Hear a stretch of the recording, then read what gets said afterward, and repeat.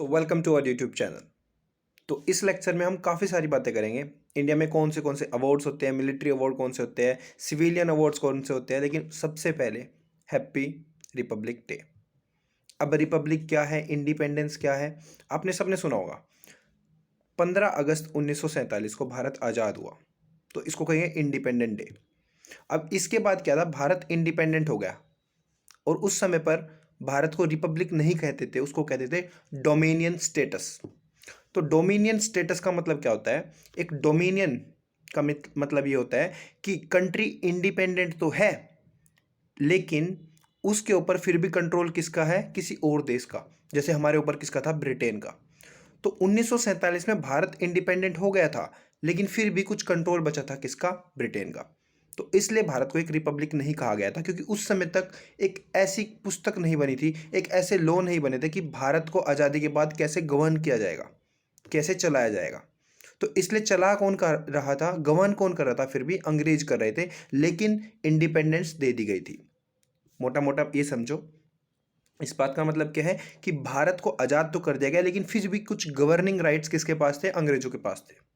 तो इसलिए इसको कहते थे डोमिनियन स्टेटस। तो इंडिया ने एक डोमिनियन स्टेट रहा है कब से कब तक? 15 अगस्त 1947 से लेके 26 जनवरी 1950। तो इन 3-4 सालों में भारत क्या रहा है? एक डोमिनियन स्टेट। समझ गए इसका मतलब क्या है? फिर जैसे 26 जनवरी 1950 को हम क्या बन गए? एक रिपब्लिक। अब इस बात का समझो मतलब क्या है। हम कहते हैं 26 जनवरी को हम मनाते हैं रिपब्लिक डे। इस बात का मतलब ये है कि जो भारत का हेड होगा, अब वो इंग्लैंड की महारानी नहीं होगी। पहले क्या होता था? भारत का जो हेड थी एक किस्म से, वो इंग्लैंड की महारानी होती थी। लेकिन 26 जनवरी 1950 के बाद 26 जनवरी को भारत का संविधान लागू हो गया और उसमें लिखा गया था कि तो भारत का हेड होगा, हेड ऑफ द स्टेट होगा। एक्चुअली एक देश को स्टेट बुलाते हैं, head of the state. State में यहाँ पे राज्य नहीं है, स्टेट यहाँ पर एज ए कंट्री को डिनोट कर रहा है। तो हेड ऑफ द जो स्टेट होगा वो कौन होगा? एक प्रेसिडेंट होगा, और इसी को कहेंगे रिपब्लिक। अब अगर प्रेसिडेंट, फॉर एग्जाम्पल अगर मैं आज के समय में प्रेसिडेंट हूं, आगे आने वाली मेरी जो जनरेशन है, क्या उनमें से ही प्रेसिडेंट बनते जाएंगे? नहीं। प्रेसिडेंट को जनता चुनती है। किसी साल मैं हूंगा, किसी साल दूसरी पार्टी का कोई और बन जाएगा प्रेसिडेंट। तो जो प्रेसिडेंट है वो हायरार्किकल नहीं होगा, यानी ऐसा नहीं है, वंशवाद नहीं होगा कि मेरा बेटा ही प्रेसिडेंट बनेगा। नहीं। अगर वंशवाद होकर देश का हेड बनता है, उसको कहते हैं मोनार्ची। यानी आपने सुना होगा राजा महाराजा होते थे जो, जैसे इंग्लैंड की रानी है, तो जो उसका पुत्र होएगा वही बन जाएगा आगे क्या? वहां का राजा। लेकिन एक रिपब्लिक का मतलब क्या होता है कि रिपब्लिक में जो हेड ऑफ द स्टेट होगा, जो पूरे देश का हेड होएगा, वो वंशवाद के अनुसार नहीं चलेगा, वो एक डेमोक्रेसी के हिसाब से चलेगा। यानी जैसे जिसको जनता चाहेगी वो चुन के आ जाएगा। समझ गए कि अगर मैं आज के समय पर प्रेसिडेंट हूं, ऐसा नहीं है कि आने वाले कुछ साल बाद मेरा बेटा प्रेसिडेंट बनेगा। नहीं। अगर ऐसा होता है तो इसको कहते हैं मोनार्ची। ठीक है। और अगर ऐसा नहीं होता और कोई भी प्रेसिडेंट बन सकता है जो एलिजिबल है, तो उसको कहते हैं हम रिपब्लिक। तो इंडिया एक रिपब्लिक बन गया 26 जनवरी 1950 को। तो समझ गए, 15 अगस्त 1947 को इंडिपेंडेंस मिल गई, लेकिन जो गवर्न कर रहे थे फिर भी कौन कर रहे थे? अंग्रेज कर रहे थे। यानी जो इंग्लैंड की महारानी है उसका राज था फिर भी, तो इसको कहते हैं डोमिनियन स्टेट। यानी एक डोमिनेंट स्टेट के कुछ राइट्स, कुछ इंडिपेंडेंस मिल जाती है, बराबरी का हम अंग्रेजों के बराबर होने लगे थे, लेकिन फिर भी अंग्रेज हम पे राज कर रहे थे लगभग, क्योंकि तब तक हमारे ऊपर एक गवर्निंग बॉडी नहीं बनी थी, कि ऐसी पोस्ट नहीं बनी थी प्रेसिडेंट, लाइक प्रेसिडेंट। सो वो क्या हुआ, 26 जनवरी 1950 को ये कंफर्म हो गया कि हेड ऑफ द स्टेट कौन होगा? प्रेसिडेंट। तो अब हमें अंग्रेजों का कोई भी साथ नहीं चाहिए था। तो ये तो हुई बात हमारी कि हम रिपब्लिक कैसे बने। अब आगे चलते हैं। आज के दिन यानी रिपब्लिक डे पे कुछ अवार्ड्स अनाउंस होते हैं। जैसे आपने भी सुना होगा, इस साल अशोक चक्र किसको मिला है? एएसआई बाबूराम को। अब जो एएसआई बाबूराम है, मैंने लिख भी रखी है सारी बातें, आप स्क्रीनशॉट ले लो, बाद में सारे को पढ़ लेना एक बार बस। सो जो एएसआई बाबूराम है वो जम्मू एंड कश्मीर पुलिस में तैनात थे। 2020 में क्या हुआ, टेररिस्ट आए, हमला किया, एएसआई बाबूराम ने उनको मुंह तोड़ जवाब दिया और टेररिस्ट को मार डाला, लेकिन उनकी भी मृत्यु हो गई। तो पहली बात, अशोक चक्र मरणोपरांत मिल सकता है। अब हम जानेंगे कि मिलिट्री के कौन से अवार्ड्स होते हैं। देखिए, मिलिट्री में 3 अवार्ड होते हैं 2 कैटेगरीज में। पहली बात, अगर वॉर चल रहा हो, यानी हमारा किसी देश के साथ युद्ध हो जाता है, पाकिस्तान, बांग्लादेश, किसी के साथ भी, तो उसको कहते हैं वॉर टाइम गैलेट्री अवार्ड। गैलेट्री यानी बहादुर थे जो, साहसी। तो वॉर टाइम जो अवार्ड्स होते हैं उनको 3 भागों में डिवाइड किया गया है, जिसका नाम क्या है? परमवीर, महावीर और वीर। तो जो वॉर टाइम यानी युद्ध के समय पर जो अवार्ड मिले उनको कहते हैं परमवीर चक्र, महावीर चक्र और वीर चक्र। सबसे जो साहसी होएगा युद्ध के समय पर, जिसने बहुत अदम्य साहस दिखाया होगा, उसको क्या मिलेगा? परमवीर चक्र। और अगर आपने थोड़े दिन पहले एक मूवी देखी होगी विक्रम बत्रा, कैप्टन विक्रम बत्रा, तो जो कैप्टन विक्रम बत्रा है वो 1999 में जब भारत का कारगिल युद्ध हुआ तो उसमें उन्होंने अदम्य साहस दिखाया और मरणोपरांत उनको क्या दिया गया? परमवीर चक्र। यानी इनसे वीर कोई नहीं, इनसे ज्यादा वीर कोई नहीं था। तो समझ गए, सबसे जो साहसी था उसको परमवीर मिलेगा, फिर महावीर मिलेगा और फिर वीर मिलेगा, डिपेंडिंग कि उन्होंने कितना करेज दिखाया। तो ये था वॉर टाइम पे। तो देखिए, कारगिल एक युद्ध था, तो युद्ध के समय पर जो दिया गया वो कौन सा था? परमवीर। अब अगर किसी और कंट्री के साथ हमारा युद्ध नहीं चल रहा और कोई फॉर एग्जांपल 4-5 टेररिस्ट आ जाते हैं कहीं पर और कोई अदम्य साहस दिखाता है बिल्कुल, तो इसको कहेंगे पीस टाइम के अंदर। पीस टाइम क्यों कह रहे हैं इसको? क्योंकि युद्ध नहीं चल रहा, वॉर टाइम नहीं है, पीस टाइम है, देश में पूरे शांति है, लेकिन कुछ लोग आके शांति को भंग करना चाह रहे हैं। अगर उस समय पर भारतीय पुलिस, मिलिट्री, इनमें से कोई भी या इवन सिविलियन, इनमें से कोई भी अगर बहुत ज़्यादा साहस दिखाता है और टेररिस्ट को मार गिराता है या फिर ऐसा कुछ कर देता है, तो उसको मिलते हैं फिर 3 अवार्ड मिल सकते हैं उसको। इन 3 में से कौन सा सबसे बड़ा जो पीस टाइम के टाइम पे है वो कौन सा है? अशोक चक्र। फिर कौन सा है हमारा? कीर्ति चक्र। और फिर कौन सा है? शौर्य चक्र। तो अब देखिए, जो एएसआई बाबूराम को अवार्ड दिया गया वो है अशोक चक्र, क्योंकि भारत का किसी देश के साथ युद्ध नहीं चल रहा है, ये पीस टाइम है। और 2020 में कुछ टेररिस्ट आते हैं जिनके खिलाफ कौन लड़ते हैं? बाबूराम, एएसआई बाबूराम, लेकिन वहां उनकी मृत्यु हो जाती है। तो पीस टाइम के अंदर इन्होंने सबसे ज्यादा ब्रेवरी दिखाई है। जम्मू कश्मीर पुलिस के हिस्से थे, जम्मू एंड कश्मीर पुलिस में एएसआई तैनात थे, तो इन्होंने पीस टाइम में सबसे ज्यादा बहादुरी दिखाई, तो इसलिए इनको दिया गया अशोक चक्र। अब आप समझ सकते हो कि इनको परमवीर चक्र क्यों नहीं दिया गया, क्योंकि परमवीर चक्र तब दिया जाता अगर वॉर टाइम चल रहा होता, अगर किसी और देश के साथ युद्ध होता। तो ये बात हुई हमारी depending upon category, war time और पीस टाइम, तीन डिवीजन बनी है, परमवीर, महावीर, वीर। जब युद्ध चल रहा हो किसी देश के साथ, जब शांति हो देश में, तो 3 मिलेंगे, अशोक, कीर्ति और शौर्य। इतनी बात समझ गए आप? अब एस्टेब्लिशमेंट कब हुई थी? देखिए, मैंने कहा 26 जनवरी को ये अनाउंस होते हैं अवार्ड्स हर साल। तो जो ये वॉर टाइम के अवार्ड्स थे, तो जैसे ही संविधान लागू हुआ था 26 जनवरी 1950, उस समय पर ही ये 3 अवार्ड्स बना दिए गए थे। कौन से? परमवीर, महावीर और वीर। तो इनका स्टैब्लिशमेंट इनको देना शुरू कर दिया गया था 1950 से ही, लेकिन जो ये थे पीस टाइम के दौरान के थे, इनको 1952 से शुरू किया गया। एक और बात नोट करो आप यहाँ पर कि ये 26 जनवरी 1950 से लागू हो गए थे देने, लेकिन इफेक्टिव कब से हुई थी? 1947, यानी 15 अगस्त 1947 के बाद अगर किसी ने भी युद्ध के अंदर, जैसे कि भारत का युद्ध हुआ था, जैसे भारत और पाकिस्तान का बंटवारा हुआ, तो उस समय पर एक छोटा सा युद्ध हुआ था, कहाँ का? वहाँ पर श्रीनगर के जगह पर। तो अगर उस समय पर किसी मिलिट्री के पर्सन ने अदम्य साहस दिखाया होता, तो उसको परमवीर, महावीर या वीर चक्र दे सकते हैं। भले ही अवार्ड 1950 में बना, लेकिन लागू कब से हुआ? 15 अगस्त 1947। ये बहुत इंपॉर्टेंट बात है, तो समझ गए इतनी बात। और जो ये हमारे पीस टाइम में अवार्ड से 3, अशोक, कीर्ति और शौर्य चक्र, ये लागू हुए 1952 से। ठीक है, 1952 में स्टैब्लिश हुए कि ऐसे अवार्ड दिए जाएंगे। तो ये बात मैंने समझाने की ट्राई की। देखिए, ये थे मिलिट्री अवार्ड्स, यानी मिलिट्री के दौरान अगर कोई अदम्य साहस दिखाए तब थे ये अवार्ड्स। ठीक है, इवन कोई सिविलियन भी अगर अदम्य साहस दिखाता है मिलिट्रीली, यानी किसी टेररिस्ट को मार गिराए, तो उसको भी दिया जा सकता है। कौन सा? अशोक चक्र वगैरह। अब आते हैं सिविलियन अवार्ड। सिविलियन अवार्ड्स यानी नागरिक एज ए नागरिक आपको सबसे बड़ा कौन सा अवार्ड दिया जा सकता है? तो हम बात करेंगे यहां पर भारत रत्न, पद्म विभूषण, पद्म भूषण और पद्मश्री। अब देखिए, आप समझ जाइए, मिलिट्री बिल्कुल अलग है, बिल्कुल अलग कॉन्सेप्ट है, जिसमें हमने 6 अवार्ड्स देख लिया अब तक। लेकिन अगर हम सिविलियन पे आए, नागरिक तौर पे देखें, तो इनको कई फील्ड में दे सकते हैं, जैसे कला, संस्कृति, जिसको आप कह सकते हो आर्ट, लिटरेचर, साइंस। साइंस के फील्ड में आपने कोई ऐसी इन्वेंशन कर दी कि जिससे एक रेवोल्यूशन आ गया भारत में, तो आपको अवार्ड मिल सकता है, क्या पद्म विभूषण, पद्मश्री, ठीक है, ये मिल सकता है। अभी इनके बारे में सब कुछ जानेंगे। सबसे पहले हम आते हैं भारत रत्न। जैसे नाम से ही आपको लग रहा है भारत का रत्न, यानी जो भारत के लिए बहुत इंपॉर्टेंट पर्सन है, भारत रत्न। हर साल, मतलब साल में ये मैक्सिमम 3 लोगों को दिया जा सकता है। पहली बात, साल में मैक्सिमम 3 लोगों को दिया जा सकता है। और एस्टेब्लिश कब होता है? 2 जनवरी 1954। यानी 1950 के करीब से कौन से एस्टेब्लिश हुए थे? वो मिलिट्री वाले, वॉर टाइम वाले, परमवीर, महावीर और वीर।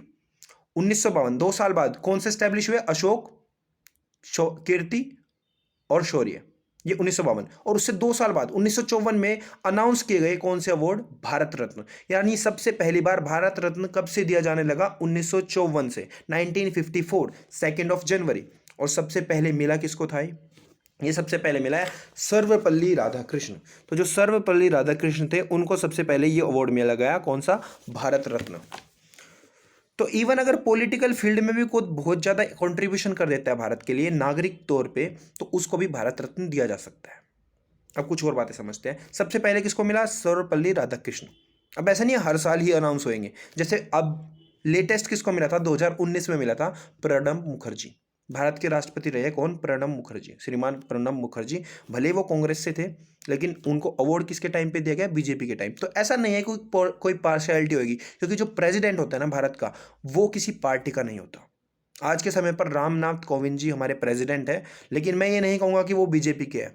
भले ही वो बीजेपी से ताल्लुक रखते थे, लेकिन जब आप एक प्रेसिडेंट बन जाते हो, तो आपके ऊपर जिम्मेदारियां बढ़ जाती हैं।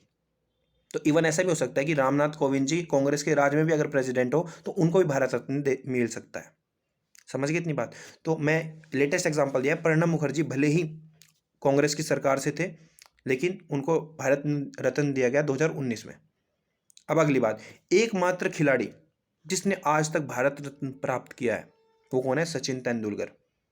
दूसरी बात, सबसे कम उम्र में भारत रत्न पाने वाला भी कौन है? सचिन तेंदुलकर। तो इतनी बातें थी जो भारत रत्न के बारे में मैंने आपको बतानी थी। अब कुछ एक्स्ट्रा फैक्ट्स। हमने देखा 23 जनवरी हम मनाते हैं पराक्रम दिवस, और मैंने इसके ऊपर एक वीडियो भी डाली है सुभाष चंद्र बोस जी की जीवनी के ऊपर। आप देख सकते हो, मैं लिंक डिस्क्रिप्शन में डाल दूंगा, ठीक है? देखे, जरूर देखे, ठीक है? उनकी पूरी लाइफ के ऊपर मैंने बनाई है। तो 23 जनवरी को हम मनाते हैं क्या? पराक्रम दिवस। तो एक ऐसे व्यक्ति जिन्होंने देश को इतना सपोर्ट किया इंडिपेंडेंस के लिए, जिनका नाम था सुभाष चंद्र बोस। तो 1992 में, 1992 में डिसाइड किया गया कि इनको भी भारत रत्न दिया जाए। लेकिन फिर क्या होता है, उस समय की सरकार ने भारत रत्न वापस ले लिया इनसे। ऐसा क्यों? क्योंकि इनकी जो मृत्यु हुई थी वो संदिग्ध हालातों में हुई थी। ये नहीं पता लगा कि इनकी मृत्यु कैसे हुई। वैसे मेरे हिसाब से ये कोई ऐसा रीजन नहीं बनता कि इनका भारत रत्न वापस ले लिया गया। सुभाष चंद्र बोस जी को आज के समय पर भारत रत्न होना चाहिए। भाई, इनसे बढ़ के कौन होएगा? ये तो भारत रत्न होने चाहिए। आपने देखा होगा इनकी एक स्मारक भी बनाया जा रहा है, इंडिया गेट पे इनकी मूर्ति लगाई जाएगी, जिसका पीएम नरेंद्र मोदी ने होलोग्राम एक एज ए डिजिटली उसको विजुअलाइज करके आपको दिखाया है, ठीक है? तो जब सरकार इतना रिकॉग्नाइज कर रही है, कहीं ना कहीं इनको भारत रत्न दिया जाना चाहिए। पहली बात, इनको दिया गया था 1992 में, लेकिन वापस ले लिया गया। ऐसी भारत के पहले शिक्षा मंत्री रहे हैं, जिनका नाम था क्या? मौलाना अबुल कलाम आजाद। मौलाना अबुल कलाम आजाद, इनको भी भारत रत्न दिया जाना था, लेकिन इन्होंने क्या किया कि मैं भारत रत्न नहीं लूंगा। क्यों? इनका मानना था कि जो इस कमेटी में रह चुके हो, जो कमेटी प्रोवाइड करती है भारत रत्न, उन वाले मेंबर्स को भारत रत्न नहीं देना चाहिए। लेकिन इनका बहुत ज़्यादा योगदान था, पहले एजुकेशन मिनिस्टर रहे भारत के मौलाना अबुल कलाम आजाद। तो फिर क्या होता है, जब इनकी मृत्यु हो जाती है, उसके बाद इनको भारत रत्न दिया जाता है। यानी इन्होंने जीवित रहते हुए ये भारत रत्न नहीं लिया, लेकिन मरने के उपरांत इनको दे दिया जाता है। तो भारत रत्न मरणों उपरांत भी मिल सकता है और पहले भी मिल सकता है। आर्ट, लिटरेचर, साइंस और काफ़ी सारे सिविलियन फील्ड्स है जिनमें आपको भारत रत्न मिल सकता है। सिविल सर्विसेज, यानी आईएएस ऑफिसर ने किसी ने बहुत अच्छा काम कर दिया या सोशल वर्क कर दिया किसी ने बहुत अच्छा, तो आपको भारत रत्न मिल सकता है। तो ये है हाईएस्ट सिविलियन अवार्ड। मुझे आशा है आपको ये समझ में आएगा कि भारत का हाईएस्ट नागरिक अगर कोई सम्मान है, नागरिक सम्मान, वो कौन सा है? भारत रत्न, आपने सुना होगा। अब इसकी कुछ छवि देख लेते हैं किस प्रकार से मिलता है। अगर आपने कभी नेट पे गूगल करके देखा हो भारत रत्न, तो एक पीपल का पत्ते की शेप में, बीच में सूर्य, पीपल के पत्ते के बीच में सूर्य, सूर्य क्या है? हर तरफ प्रकाश फैलाना। तो जिस व्यक्ति को भारत रत्न मिलने वाला है उसने भी कुछ ना कुछ अपने फील्ड में बहुत बड़ी उपलब्धियां करी होगी प्राप्त, तो इसलिए उसको मिल रहा है। तो आप याद रखोगे इसका सिंबल क्या है? पीपल के पत्ते पे इस प्रकार है, पीपल के पत्ते पे एक सूर्य है और उसके नीचे लिखा है भारत रत्न। अब एक बात है, हम इसको लीगली देखते हैं थोड़ा, कि अगर मुझे भारत रत्न मिल गया और कल को मुझे आपको शादी में इन्वाइट करना है, आप सबको जो वीडियो देख रहे हो, तो क्या मैं ऐसे लिख के भेजूंगा कि यू आर ऑल इनवाइटेड और नीचे लिख दूंगा भारत रत्न अब है? नहीं, ऐसा नहीं कर सकते। सुप्रीम कोर्ट ने कहा है कि आप अपने नाम के आगे ऐसे भारत रत्न यूज नहीं करोगे, ऐसे टाइटल्स यूज नहीं करोगे। आपको अवार्ड मिला है लेकिन ऐसा नहीं है कि आप उसको यूज करोगे, ये लीगली सही नहीं है। क्योंकि ऐसा माना गया, अगर आपने कभी पॉलिटी पढ़ी हो तो आर्टिकल, ऐसा कौन सा आर्टिकल है आप बताओगे जिसमें टाइटल्स को अबोलिश किया गया था? तो आप लिखोगे कमेंट सेक्शन में। तो कहीं ना कहीं संविधान में भी लिखा गया है कि आप कोई टाइटल्स वगैरह यूज नहीं करोगे, जैसे महाराणा, नहीं महाराजा, ऐसे टाइटल आज के समय पर आपको कहीं मिलते हैं महाराजा, किसी के नाम के आगे लग रहा हो महाराजा, कुछ भी नाम, ऐसा नहीं है ना। तो पहला जो हाईएस्ट सिविलियन अवार्ड था वो भारत रत्न है। अब आगे चलते हैं। अब कुछ लोग हैं जिन्होंने बहुत ज़्यादा कंट्रीब्यूशन किया है लेकिन इतनी नहीं की कि उसको भारत रत्न दिया जाए, तो उनको अलग कैटेगरी में डाल देते हैं और उनको कहते हैं पद्म अवार्ड्स। तो आपने सुना होगा सबसे बड़ा होता है पद्म विभूषण, ठीक है, पद्म विभूषण, फिर पद्म भूषण और पद्म श्री। विभूषण, भूषण और श्री। तो जो सेकंड हाईएस्ट सिविलियन अवार्ड है वो है पद्म विभूषण। थर्ड हाईएस्ट कौन सा है? पद्म भूषण। और फोर्थ कौन सा हाईएस्ट? पद्म श्री। तो ये सारी बातें हैं कि सिविलियन में इन सारे फील्ड्स में मिलते हैं, आर्ट, कल्चर, साइंस, इन फील्ड्स में मिलेंगे। और सेकंड हाईएस्ट कौन सा है? पद्म विभूषण। थर्ड कौन सा है? पद्म भूषण। और फोर्थ कौन सा है? पद्म श्री। तो इतनी सारी बातें थी जो हमने जानी। अब एक बात थोड़ा रिमाइंड करते हैं, थोड़ा समराइज करते हैं। जो ये तीन अवार्ड्स है, पद्म विभूषण, पद्म भूषण और पद्म श्री, ये भी 1954 में ही मिलने शुरू हुए। यानी जिस साल भारत रत्न बनाया गया उसी साल इनको भी बनाया गया। तो निचोड़ के तौर पे देखिए, अगर भारत को दो हिस्सों में तोड़ा जाए, एक मिलिट्री, एक सिविलियन, एक नागरिक तौर पे और एक जो सेना के जवान खड़े हैं बॉर्डर पे जो हमारी बाहर रक्षा कर रहे हैं, तो जो बाहर रक्षा कर रहे हैं उनके लिए अवार्ड्स रखे गए हैं। कौन से? अगर वॉर टाइम पे हो तो अवार्ड्स होंगे कौन से हमारे? परमवीर, महावीर और वीर चक्र, ये तो वॉर टाइम में। लेकिन अगर पीस टाइम में कोई मिलिट्री पर्सन बहुत अदम्य साहस करता है, जैसे श्रीमान बाबू राम ने करा है जम्मू कश्मीर पुलिस में, जिनको आज अशोक चक्र मिला, तो अगर पीस टाइम में कोई ऐसा करेज दिखाता है तो उसको मिलेगा कौन सा? अशोक चक्र, कीर्ति चक्र और शौर्य चक्र। ये तो क्या मिलिट्रीली। लेकिन अगर आप आर्ट, कल्चर, साइंस, इनके फील्ड में, इवन क्रिकेट यानी और प्लेयर्स, तो इस फील्ड में अगर आप कंट्रीब्यूशन करते हो सिविलियन एज ए नागरिक तौर पे, तो आपको अवार्ड्स मिल सकता है। सबसे बड़ा अवार्ड कौन सा? भारत रत्न, फिर पद्म विभूषण, फिर पद्म भूषण और फिर पद्म श्री। अगर ईयर की एस्टेब्लिशमेंट की बात की जाए तो जो पहले वॉर टाइम वाले अवार्ड्स थे वो 1950, 26 जनवरी 1950, ठीक है। फिर जो हमारे पीस टाइम में मिलिट्री अवार्ड थे वो कब? 1952। और जो ये लास्ट के 5 है भारत रत्न के बाद, ये कब? 1954। तो मैंने सारी चीज़ों को बहुत समराइज करने की कोशिश की जिससे आप इन्हें कभी ना भूलें, और आई होप आप इनको याद रखोगे क्योंकि मैंने आपको बिल्कुल परोसा है इनको सारी रिसर्च करने के बाद, बातें बता बता के। अब थोड़ी बात करते हैं 25 जनवरी, 26 जनवरी की हमने बात कर ली। आप बहुत सारी वीडियो भी देख सकते हो नेट पे, आप स्क्रॉल करोगे कहीं पे भी आपको वीडियो मिल जाएगी। लेकिन आपको पता होना चाहिए बेसिकली 26 जनवरी 1950 को हमारा कॉन्स्टिट्यूशन, संविधान फोर्स में आया था। दूसरी बात, प्रेसिडेंट को हेड ऑफ द स्टेट बना दिया गया था। तीसरी बात, इसी दिन कुछ अवार्ड्स अनाउंस किए जाते हैं। कौन से जो मैंने अभी सारे बताए आपको। भारत रत्न ऐसा नहीं है कि हर साल ही अनाउंस होएगा, सरकार देखेगी किस साल करना है। और जो लास्ट के 3 अवार्ड बताए मैंने आपको, सिविलियन, पद्म विभूषण, भूषण और पद्मश्री, इनके बारे में क्या होता था 2015 से पहले क्या होता था कि सरकार डिसाइड करती थी किसको मिलेगा ये अवार्ड, लेकिन फिर क्या किया सरकार ने ये जनता के हिस्से में छोड़ दिया कि इवन एक सिविलियन भी रिकमेंडेशन दे सकता है कि किसको ये अवार्ड मिलने चाहिए। तो आप भी नाम भेज सकते हो किसी भी व्यक्ति का कि इस व्यक्ति को पद्म भूषण दिया जाए या पद्म श्री दिया जाए, ठीक है। तो आपकी लोकेलिटी में ऐसा कोई पर्सन हो जिसने टीचिंग में बहुत ज़्यादा कंट्रीब्यूशन कर दिया हो और आप समझते हो कि उसने अपनी सारा जीवन ही टीचिंग में लगा दिया है, गरीब बच्चों को पढ़ा पढ़ा कर, तो आप उसको भी अवार्ड दिलवा सकते हो अगर बहुत ज़्यादा एप्लीकेशन चली जाए भारत सरकार के पास।